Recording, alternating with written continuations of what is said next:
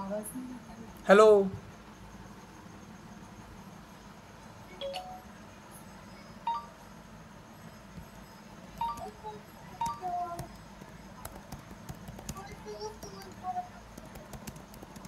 Not connected. Hello. हां ma'am. Hello. हा आवाज येतोय. हो हो तुमचा येतोय मॅम. हा ओके. मला हे म्हटलं काय म्हणतात तर गिटचे कमांड आणि एपीआयचा बेसिक थोडं सांग मला आता. ओके. जसं म्हणजे एपीआयचा बेसिक आता होत असेल ते ठीक आहे, नाहीतर मग गिटचे कमांड कसे आपण हे करायचे ओके. ते सांगशील. तर तुमच्या पी सीवरच करता का मॅम, का माझ्या याच्यावर करून दाखवू? तुझ्या याच्यावरच करून दाखव. ठीक आहे. तर सपोज आता तुम्हाला एक मिनट, मी माझे गेट लॅब ओपन करतो. हो.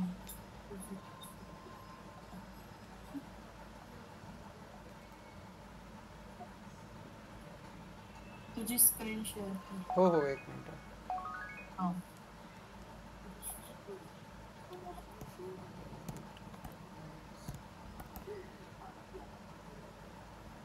आणि आपण सिक्युरिटी टेस्टिंग साठी जे जेमीटर यूज करतो ते यूज करतो कुठून?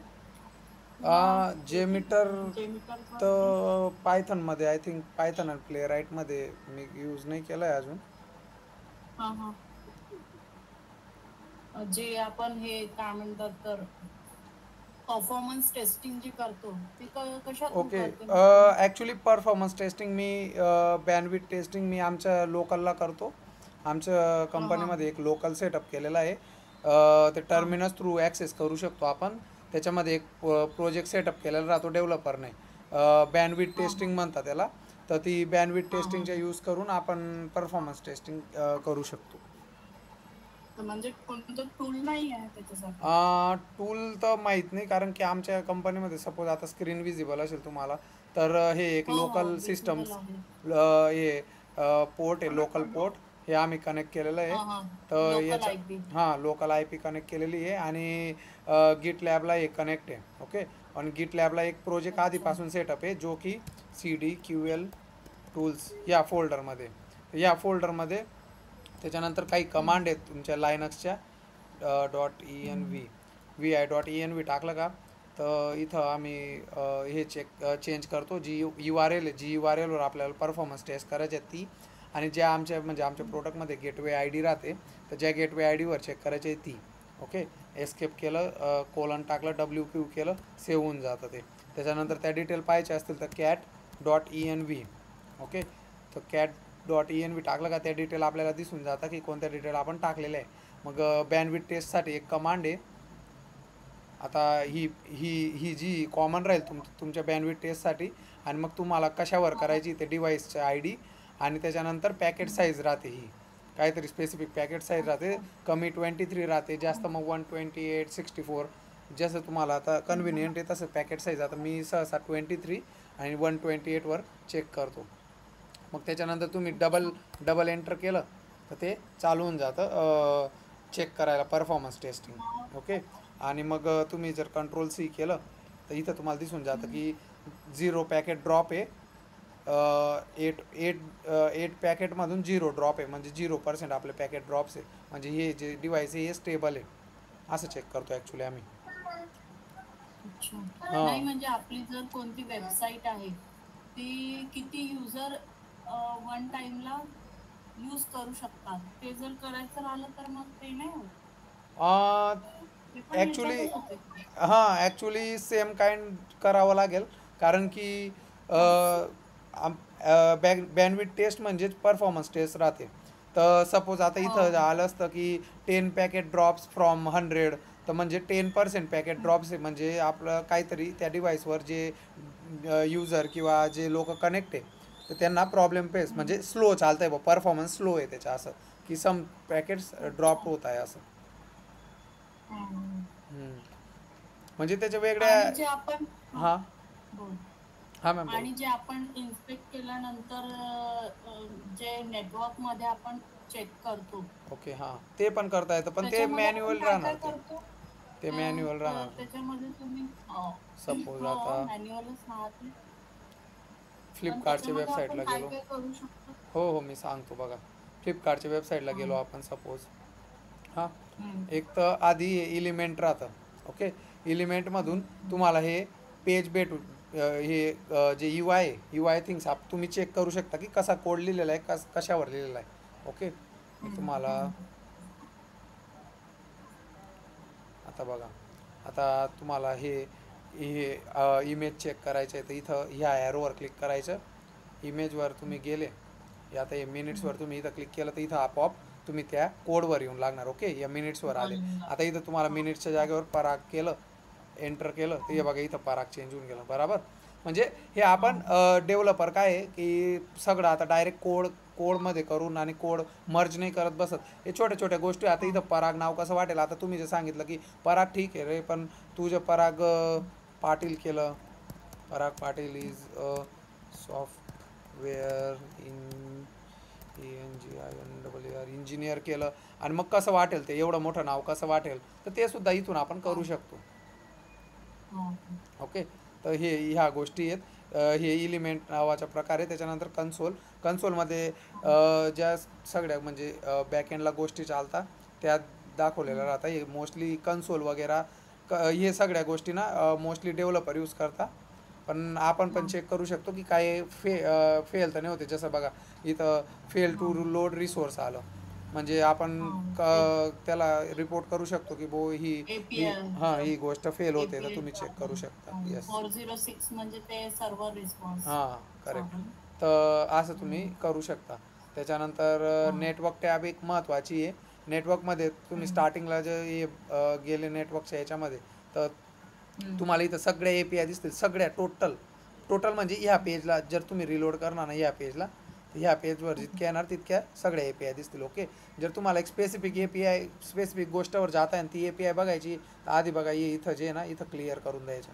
ओके, हे क्लिअर होऊन जाईल. हं. मग तुम्ही जे एक स्पेसिफिक याच्यावर गेले, तर त्या गोष्टीवर किती ए पी आय कॉल होत आहे त्याच ए पी आय येतील बरोबर इथं.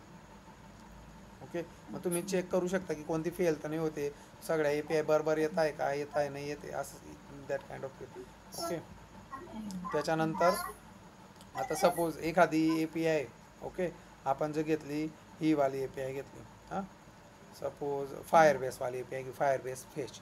ओके, ती ए पी आयवर जे क्लिक केलं, आता इथं जर 200 म्हणजे सक्सेसफुली ओके. ओके, काहीच फेल नाही होते. त्याच्यानंतर त्याची टाईप काय आहे, ह्या सगळ्या गोष्टी, साईज वगैरे काय आहे, ह्या सगळ्या गोष्टी, आणि हे जे टाईम टू लोड, इथं पण पाहून घ्यायचं की एखादी ए पी आयला लोड व्हायला खूप टाईम लागतो, ॲज एक्सपेक्टेड नाही आहे ते, इतक्या वेळ नाही लागायला पाहिजे. हं, तर तुम्ही इथून मॅन्युअली पण चेक करू शकता की कोणत्या ए पी आयला किती वेळ लागतो लोड व्हायला. जर एखादी ए पी आय अच्छा. 2-3 मिनिटापर्यंत लोड नाही होते, तर तुम्ही डेव्हलपरला विचारू शकता की हे एक्सपेक्टेड बिहेवियर आहे की काहीतरी प्रॉब्लेम आहे त्याच्यामध्ये. ओके, सो हं, दॅट काइंड ऑफ हं, वे. मग सपोज आता बिझनेसेसची ए पी आयमध्ये गेलो, तर तुम्हाला इथं काही टॅब दिसतील परत. हां, हे हेडर हं, पहिलं टॅब आहे. त्या हेडरमध्ये तुम्हाला हं. यू आर एल दिसेल ती ए पी आयची. ओके, ही जर तुम्ही हां, रन केली, ही यू आर एल जर रन केली, तर डायरेक्ट या पेजला होणार, म्हणजे या पेजचीच main A P U R L आहे ती. ओके, त्याच्यानंतर पोस्ट ही एक मेथड आहे.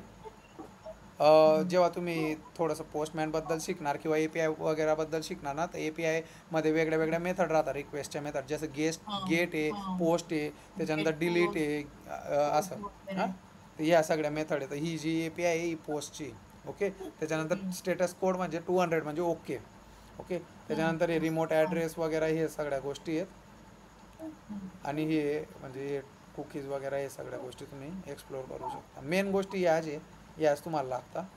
त्याच्यानंतर पेलोड आहे. अच्छा. पेलोडमध्ये डेटा दिलेला राहतो. ओके, डिटेल डेटा, हं, म्हणजे आता बघा हे याच्यामध्ये वेगळे वेगळे नंबर्स आहे. त्याच्यानंतर एक स्पेसिफिक जर फाईलमध्ये गेले तुम्ही, तर ते ओपन होईल. हां, मग त्याच्यामध्ये बी आय डी ते हे हं. वेगळे वेगळे ॲट्रिब्यूट्स आहे त्याचे. तर हे तुम्हाला म्हणजे जसं तुमच्या प्रोडक्टबद्दल तुम्हाला समजून जाईल. आता तुमच्या प्रोडक्टमध्ये जर नंबर राहिला, मोबाईल हं, नंबर राहिला वगैरे राहिला ना, ते गोष्टी समजून जाईल. आता हं, हे फ्लिपकार्टचे येतात, एखाद वेळेस तुम्हाला समजणार हं, नाही ह्या गोष्टी काय आहेत, हं, पण हं. तसं राहील. ओके, देन प्रिव्ह्यूमध्ये एकदम शॉर्ट रिस्पॉन्स राहील तुमचा की हं. रिक्वेस्ट केली, रिक्वेस्ट नल आहे, रिस्पॉन्स एमटी आहे. एमटी रिस्पॉन्स आहे कारण की ह्या APIला ज्या काही रिस्पॉन्स सेव्ह नसेल केला त्यांनी डेव्हलपरांनी, तर रिस्पॉन्स नल आहे.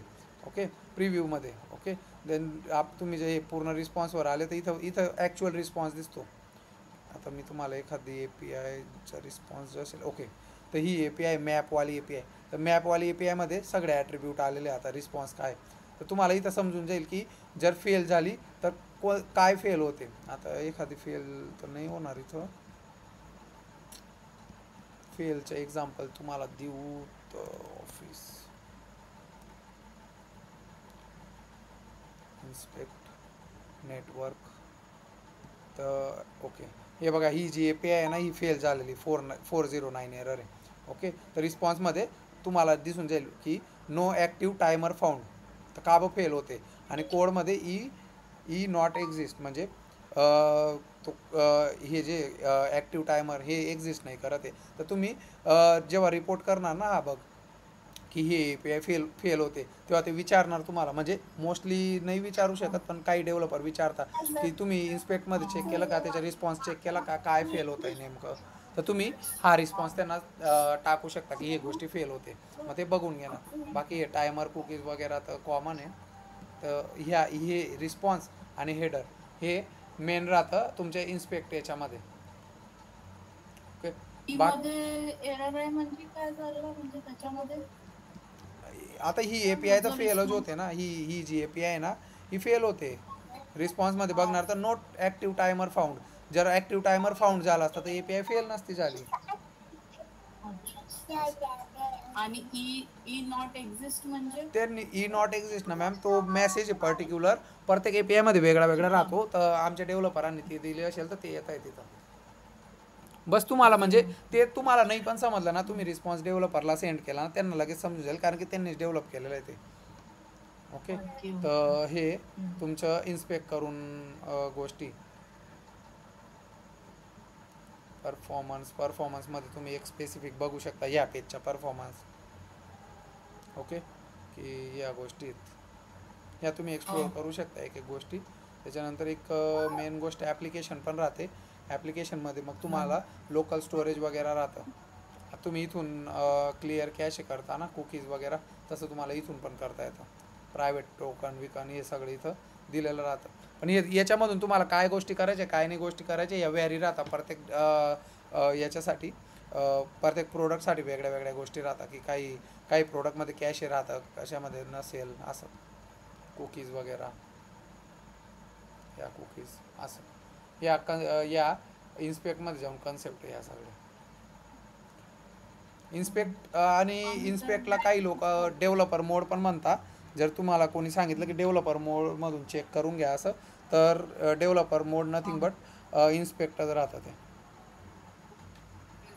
हां, हां, तर याच्यामध्ये आम्ही तर मोस्टली इनकॉग्निटो मोड मध्ये करतो.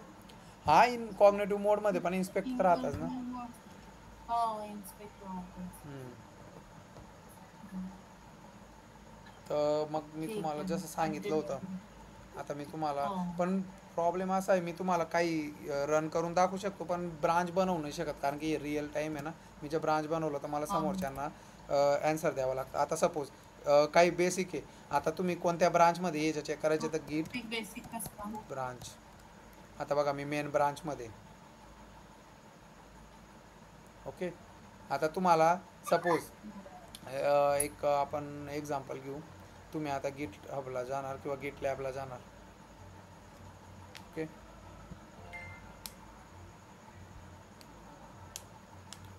ओके,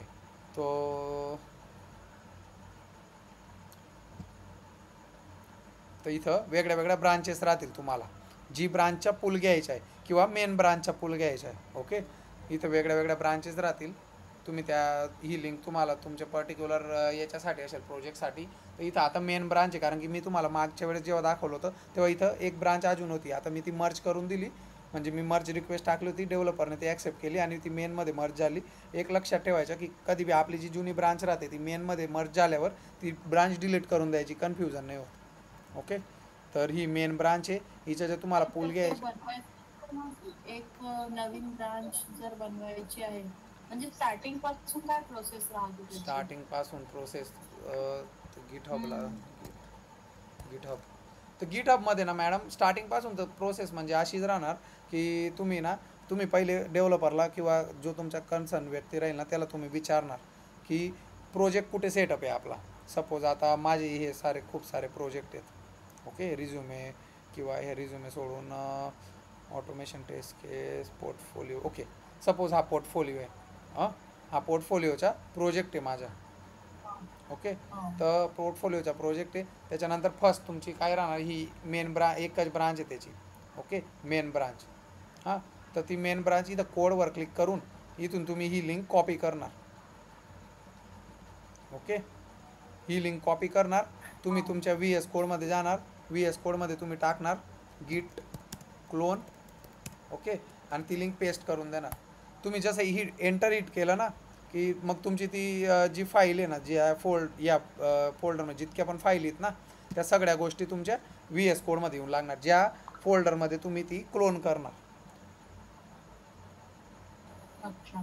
हां, तर सपोज आता बघा ही एक फोल्डर होतं माझं. मी आता जसं गिट क्लोन रन केलं, गिट क्लोन, आणि जसं मी हे पेस्ट केलं गिट क्लोन नंतर. गिट क्लोन हे मी क्लोन लिहायचं राहू गेला आता.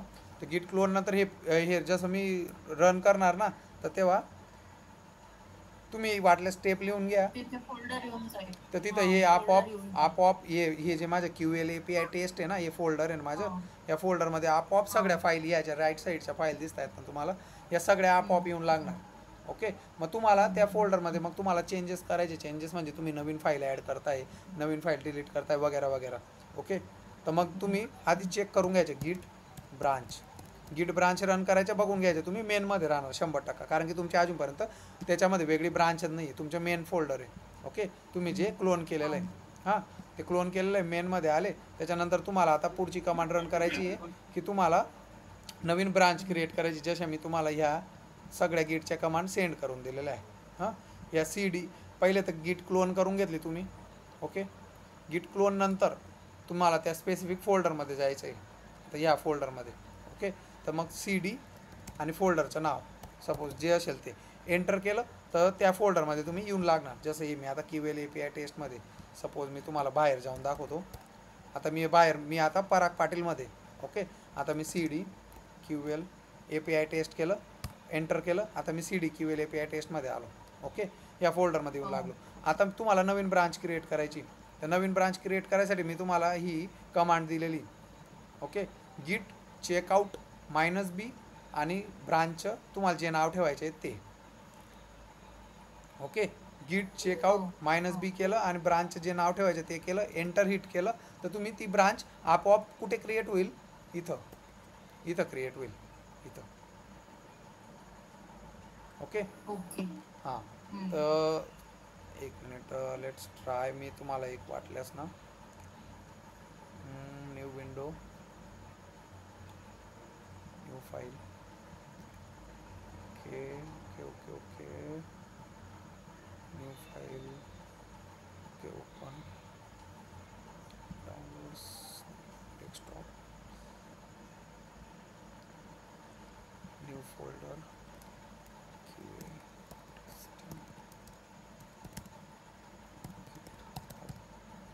ओके.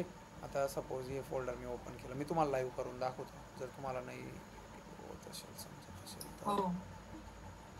ओके, तर या फोल्डरमध्ये आपण आलो. करेक्ट. आता तुम्ही टर्मिनल ऑन करणार. टर्मिनल ऑन केलं. आता मी QA टेस्टिंग गिटहबमध्ये. ओके, तर मी आता ही फाईल मला क्लोन करायची आहे. गिट क्लोन, हे बघा, क्लोनिंग इनटू पोर्टफोलिओ.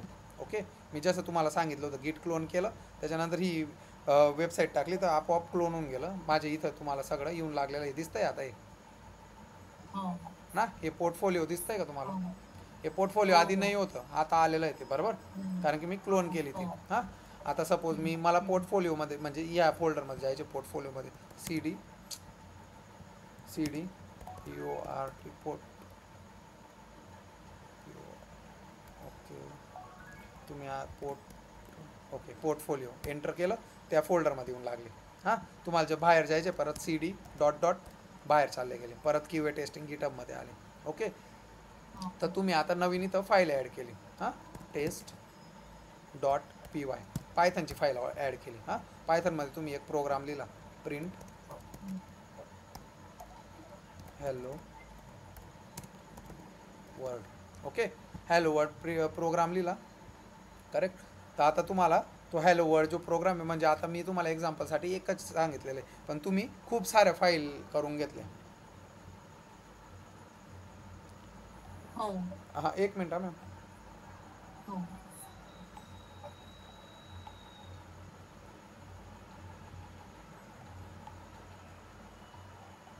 ओके, तर हे तुम्ही बनवून घेतले. हां, मग मी जसं तुम्हाला सांगितलं, आता त्याच्यामध्ये तुम्हाला नवीन हे क्रिएट करायचं आहे, ब्रांच क्रिएट करायची. ओके, तर गिट चेकआउट पराग डॅश टेस्ट. ओके, तर नॉट गिट repository or any parent directory dot git. Let us check what happened.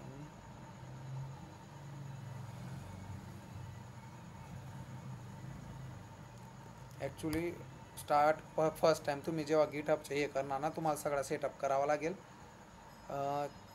तर जर काही प्रॉब्लेम आला ना तुम्हाला तसा, तर तुम्ही ChatGPTची हेल्प हो. घेऊ शकता.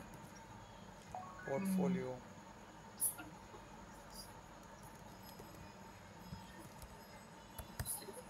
त्याला मी टाकलं की असं असं आलेलं आहे. तो सांगतोय CD पोर्टफोलिओमध्ये जा, मग टाक. ओके, याच्यामध्ये जी फाईल आहे आणि टेस्ट डॉट PY.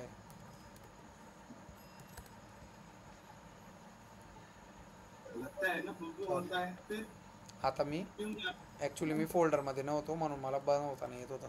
आता बघा, switch to new branch. Okay, आता मी गिट ब्रांच जेव्हा टाकेल, गिट ब्रांच टाकलं बघा. मी आता पहिले काय दाखवतो स्टार मेनमध्ये, आता स्टार दाखवतोय पराग टेस्टमध्ये, म्हणजे मी आता पराग टेस्ट नावाची ब्रांचमध्ये मी तुम्हाला प्रूफ पण देतो. आता इथं मी रिफ्रेश करतो.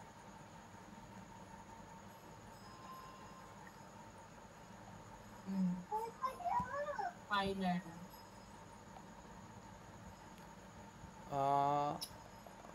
हे बघा, तर इथं ब्रांच नाही आली का आपली, portfolio. It should be there 2 branches.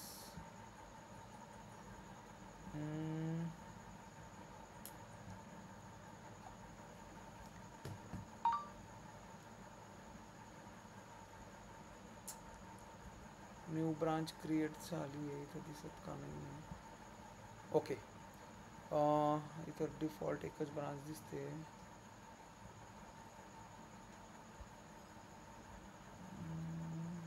तर बरोबर आहे, बनवून तर गेलेली ब्रांच दिसत आहे. Suppose let us push that code on the branch. Okay, branch बनलेली आहे. आता आपण गिट स्टेटस या कमांड मी तुम्हाला ऑलरेडी सेंड करून दिलेलं आहे. आता गिट स्टेटस जेव्हा तुम्ही रन करणार, गिट स्टेटसमध्ये तुम्हाला दाखवणार की काय काय गोष्टी तुम्ही पुश करायच्या बाकी आहे, किंवा काय काय गोष्टी बाकी म्हणजे पुश झालेल्या आहेत. ओके, आता इथं सांगते nothing added to commit untrack. Okay, CD dot dot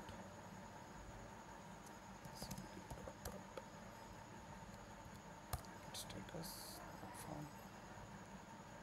CD dot dot नी काय होतं? तुम्ही प्रिव्हियस फोल्डरमध्ये येता मॅम. अच्छा.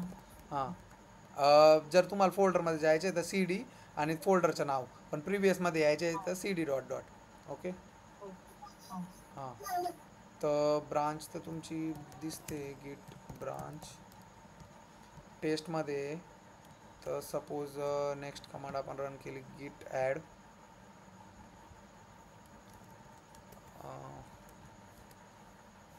ओके, गिट ॲड रन केली, त्याच्यानंतर कमिट केले तुमचे changes. Commit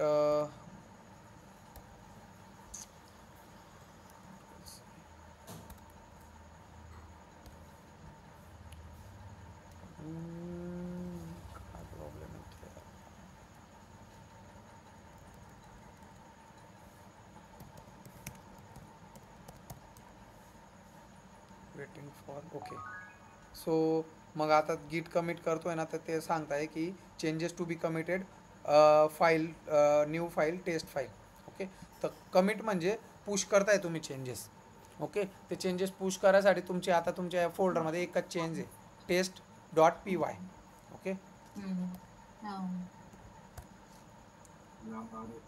commit due to empty message about in commit git आणि जर आपल्याला हे चेक करायचं आहे की बा जो डेव्हलपर आहे त्यांनी कोणती ब्रांच कमिट नाही केली आहे त्याच्यासाठी. मग नाही तसं तर तुम्हाला म्हणजे काय अशी काही गरज तर येत नाही. कमांड आहे गिट डिफ वगैरे होते ना. तुम्हाला असं करता येईल मॅम चेक की सपोज आता इथं मल्टिपल ब्रांचेस आहे, तर तुम्हाला गिट त्या ब्रांचमध्ये जायचं सिम्पली.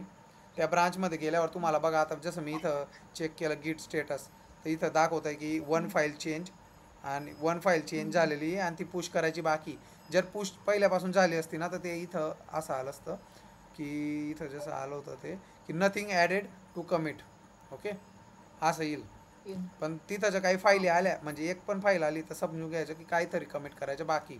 ओके, तर मी आता इथं कमिट करताना टेस्ट म्हणजे इथं तुम्ही मेसेज देऊ शकता, तुम्हाला जो मेसेज द्यायचा आहे तो. तर मी मेसेज देऊन दिला की टेस्ट. आता तर आपण नुसतं हेच करतोय. त्याच्यानंतर चेंजेस पुश करायसाठी ही कमांड आहे git push origin. Git push origin आणि तुमच्या ब्रांचचं नाव आपलं पराग पाटील आहे, सॉरी पराग टेस्ट आहे. ओके, एंटर केलं. Let's wait for 30 second to 1 minute.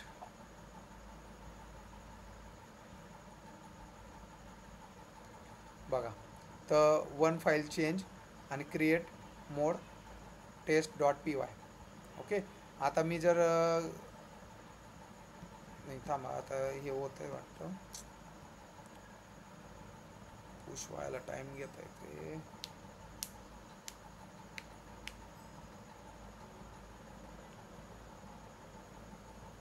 या बेसिक ह्या स्टेप आहेत.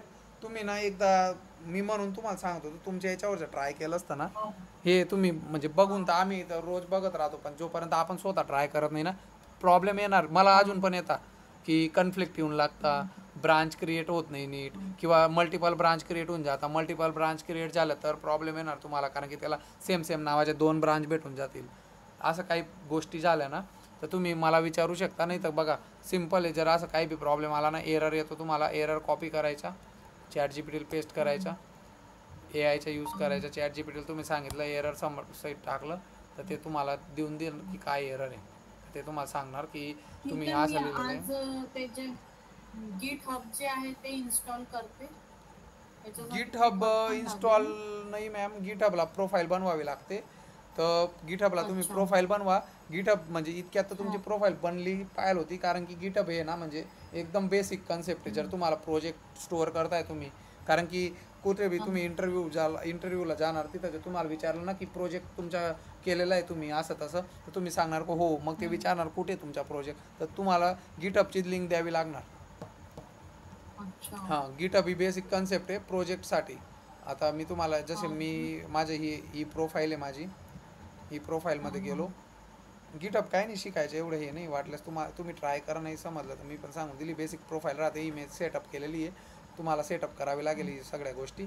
त्याच्यानंतर रिपॉझिटरी क्रिएट करावी लागतं. रिपॉझिटरी म्हणजे एक प्रकारचं फोल्डर राहतं, त्या फोल्डरमध्ये तुम्ही वेगळ्या वेगळ्या हे प्रोजेक्ट ठेवू शकता, सॉरी फाईल ठेवू शकता. आता बघा, हे माझ्या पोर्टफोलिओचे एक प्रोजेक्ट आहे, sales analysis using Python, news app, algorithm visualiser, quiz app, GitHub profile search नावाचा एक प्रोजेक्ट आहे. हे सगळे माझे प्रोजेक्ट आहेत, हे मी इथं स्टोअर केलेले आहेत. ओके, कोणी बी लिंक मागितली तर गिट हबची लिंक द्यावी लागते. आणि गिट हब हे जसं लिंक्डइन गरजेचं आहे ना, तसं गिट हब गरजेचं आहे आता सगळ्यांना.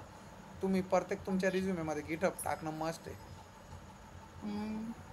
आणि मोस्टली गिट हब आणि गिट लॅब या दोघी. आता तुम्ही जर सांगणार की मला ब्रांच बनवायची, मला ब्रांच पूल घ्यायची, त्यांनी पहिल्यापासून प्रोजेक्ट सेटअप केलेला राहतो. तुम्ही स्वतःच्या गिट हबमध्ये नाही ठेवू शकत. ते प्रोजेक्टमध्ये तुमचे गिट हब ID ॲड करणार, मग तुम्हाला सगळे प्रोजेक्ट दिसायला लागून जाणार. जसं मी आता तुम्हाला एक एक्झाम्पल देतो. माझ्या कंपनीने माझी प्रोफाईल ॲड केलेली. आता बघा माझी कंपनी एक दिवम टेक नावाची, मी पहिले काम करायचो एक याच्यामध्ये फ्रीलान्सर, तर त्यांनी मला त्यांच्या प्रोजेक्टमध्ये ॲड केलं होतं. ओके, त्याच्यामध्ये गेलो तर हे तुम्हाला नावं वगैरे दिसतील, त्यांच्या रिपॉझिटरी दिसतील. त्यांच्या रिपॉझिटरीमध्ये हे त्यांचे प्रोजेक्ट आहेत. तर हे प्रोजेक्ट मला पुल घ्यावे लागतं. हे मेन फाईल आहेत सगळे. आणि कधीच मेन फाईलमध्ये चेंज नाही करायचा तुम्ही. जर मेन फाईलमध्ये चेंज झाला आणि काय प्रॉब्लेम झालं तर म्हणजे तसं तर तुम्हाला अलोज नाही करणार मेन फाईलमध्ये काय करायला. म्हणजे आपल्याला QA वाल्यांना ते मेन फाईलचं ॲक्सेस देतच नाही. तुम्हाला तसं QA टीमची जी फाईल राहतील ना त्यांची ॲक्सेस दिला जाईल तुम्हाला, तेच तुम्ही ॲक्सेस करू शकता. त्याच्यानंतर त्या गोष्टी तुम्ही ॲक्सेस करणार, त्याच्यामध्ये ब्रांच वगैरे फोल्डर वगैरे तुम्ही क्रिएट करणार, किंवा कोणी सिनियर असेल तुमच्या QA तर तो तुम्हाला सेटअप करून देईल. तुम्हाला फक्त पुढची स्टेप फॉलो करावी लागेल. या आहेत स्टेप. आणि मी ना ते काय म्हणतात तर प्ले CRX यूज करत आहे ना, त्याच्यामध्ये काय म्हणतात तर मेनूवर क्लिकच नाही होत आहे. रेकॉर्डिंग स्टार्ट केली, रेड म्हणजे स्टार्ट राहते ना ते रेकॉर्डिंग स्टार्ट वगैरे करायची गरज नाही. आता तुम्ही तुमच्या त्याच वेबसाईटसाठी करताय का? कोणती होती ती वेबसाईट? हो, त्याच वेबसाईट, तीच नेटिव्ह वाली. काहीच करायची गरज राहत नाही ना. नेटिव्ह वेबसाईटमध्ये गेलो, आता इथं नेटिव्ह वेबसाईटमध्ये गेलो, रेकॉर्ड बिकॉर्ड करायची काहीच दाबायची गरज राहत नाही. हे आपोआप इकडे करत जातं. जसं हे आता याच्यावर तुम्ही सांगताय ना, याच्यावर क्लिक करू का नको करू, काहीच करायचं नाही. जिथं तुम्ही क्लिक करणार ना, इथं बाजूला क्लिक करणार, आपोआप तिकडे लिहित जातं इथं कोड. माझं होतच नव्हतं. सपोज तुमच्याकडून रेकॉर्डवर क्लिक केलं गेलं तर तुम्ही हे चेक करू शकता. बघा आता तो तुम्हाला तो चेक करतोय, याला आता बटन भेटत नाही, तर कोड फेल येऊन गेला. हे बघा कोडमध्ये प्रॉब्लेम आहे. बघा आता तुम्हाला दाखवतो मी या कोडमध्ये का प्रॉब्लेम आहे. कारण की जेव्हा तुमच्या वेबसाईटमध्ये फर्स्ट टाइम येतो तेव्हा बघा ते काहीतरी क्रॉस करावं लागतं, करेक्ट? आता त्याला ते भेटणार नाही कारण की पहिलीदा येतं ते. तर मग तो काय सांगतो की या ह्याच्यामध्ये एरर आहे. ओके, तुम्ही आता स्किप करून द्या. तरी तो तिथं तुम्हाला अटकवूनच घे. ठीक आहे. तर त्याच्यानंतर तुम्ही रेकॉर्डवर क्लिक केलं तर ते परत रेकॉर्ड करायला चालू करून देईल. हे बघा इकडे राईट साईडला कोड लिहित आहे, आपोआप कोड लिहित आहे. ते तुम्हाला काहीच करायचं नाही. आणि तुम्ही स्टॉप केलं का त्याच्यानंतर तुम्ही चेक करू शकता इथून एक एक स्टेप. बघा चेक करतोय. जसं जसं पुढे जाणार, मी तुम्हाला डिबगरची कन्सेप्ट शिकवली होती ना, सेम हे डिबग करत जातं एक एक गोष्ट. परत रेकॉर्डवर क्लिक केलं, रेकॉर्ड रेड झालं का ते रेकॉर्ड करायला लागून जाईल. परत माय अकाउंट, ईमेल ID, पासवर्ड. तुझ्या याच्यात बरोबर म्हणजे ते कमांड्स घेत आहे, माझ्या याच्यामध्ये घेऊनच नाही राहिला. म्हणजे तुम्ही स्क्रीन शेअर करा तुमची. आता ते ऑफिसच्या याच्यावरनं केली होती मी. ओके. ऑफिस मध्ये थोडा वेळ राहते ना, तर तिथे करून बघते मी. त्याच्यामध्ये होतच नव्हतं. तर मी उद्याला थोडा व्हिडिओ बनवून पाठवेल तुला. ठीक आहे. पण म्हणजे व्हिडिओ तुम्ही ठीक आहे, पण बघा प्रॉब्लेम मला तर तसा काय फेस नाही झाला अजून. हां, काही वेबसाईट अशा राहतात, तुम्ही जर कोणती वेगळीच वेबसाईटवर ट्राय करणार ना, तर ही जी गोष्ट आहे ना, ही काही फ्लटर वगैरेच्या वेबसाईटवर वर्क नाही होत. ही HTML CSS जावास्क्रिप्ट नोड असं टाईपस्क्रिप्ट वगैरेची वेबसाईट राहते ना आपली सिम्पल, तिच्यावर वर्क होतं. हे मी लिमिटेशन, हे मी तुम्हाला लिमिटेशन, पण तुम्ही तर तुमची जी नेटिव्ह आहे त्याच्यावर आणि मी त्याच्यावर तुम्हाला करून दाखवलं ना, तर त्याच्यावर व्हायलाच पाहिजे. आमची 5 वेबसाईट आहे ऍक्च्युली, वेगवेगळ्या 5 वेबसाईट. हा, मग तुम्ही एखाद वेळेस तुमची जी वेबसाईटवर ट्राय करत असणार ती दुसऱ्या टेक्नॉलॉजीमध्ये बनला असेल, जिला प्लेराईट सपोर्ट नाही करणार. प्लेराईट CRX इथं ज्या गोष्टी आहेत ना त्यांना सपोर्ट करतो फक्त. PHP वरच बनलेले आहेत सगळे, एकच आहे. मग करायला पाहिजे सपोर्ट. कारण की मी तुम्हाला आता लाईव्ह एक्झाम्पल दिलं. तुम्ही ती दुसरी वेबसाईट जिच्यावर ट्राय करता ती मला सांगा, मी चेक करून सांगतो तुम्हाला लगेच.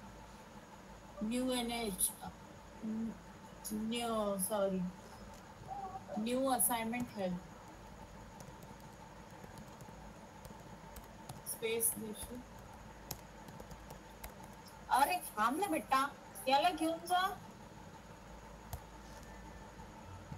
हा हीच हीच. हा त्याच्यावर क्लिक करून बघ. हा क्लिअर करून टाकतो.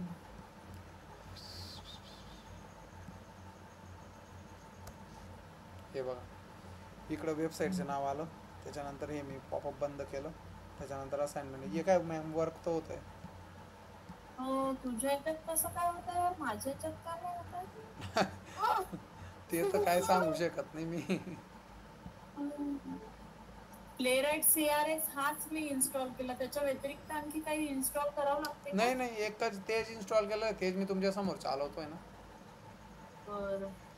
म्हणून मी तुम्हाला सांगतोय आता नेक्स्ट लेक्चरला ना, तुम्ही तुमच्या हा लॅपटॉपवरून स्क्रीन शेअर करा. मी तुम्हाला एक एक गोष्टी, हा भले कमी गोष्टी होतील पण तुम्हाला परफेक्ट होऊन हो जाईल ते. मी तर किती बी करून दाखवेल तोपर्यंत तुम्हाला काही, आता मी एवढे मोठे मोठे प्रोजेक्ट दाखवून देईल तुम्हाला, पण ते काहीच उपयोगाचे नाही. हो तुम्ही जर एक छोटासा कोड पण लिहिला ना, भले तुम्ही हो AI च्या मदतीने लिहा, पण तो कोड लिहिला ना आणि तो रन केला ना, तेव्हा तुम्हाला कॉन्फिडन्स येईल की नाही मी करू शकते असं.